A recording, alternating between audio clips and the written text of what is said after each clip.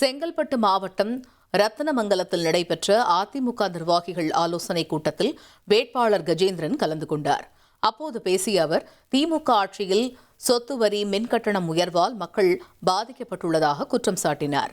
மேலும் தொகுதியில் உள்ள ஏராளமான தொழிற்சாலைகளில் உள்ளூர் இளைஞர்களுக்கு வேலைவாய்ப்பு மறுக்கப்படுவதை சுட்டிக்காட்டிய அவர், தான் வெற்றி பெற்றால் மாதம் 2 முறை வேலைவாய்ப்பு முகாம்களும் இளைஞர்களுக்கு திறன் மேம்பாட்டு பயிற்சி மையங்களும் அமைக்கப்படும் என்று உறுதியளித்தார்.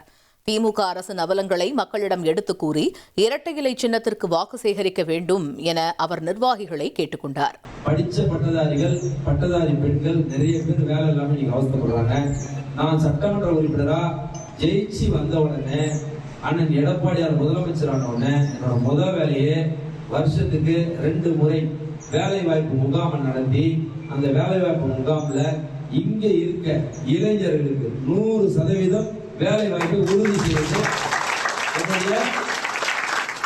முழு பணியாகும். 1,28,00,000 மனங்களை வென்ற தந்தி டிவி யூடியூப் சேனல். தவிர்க்க முடியாத தம்ப்நெயில், கலக்கலான கான்டென்ட்ஸ். நீங்களும் இந்த குடும்பத்தில் இணைய இப்பவே சப்ஸ்கிரைப் பண்ணுங்க. அசுரபலம் கொண்ட எங்கள் டிஜிட்டல் கரங்களில் உங்கள் விளம்பரங்களை சேர்க்க வாட்ஸ்அப் பண்ணுங்க. 8939888838. Email advtthanditv@dttv.in.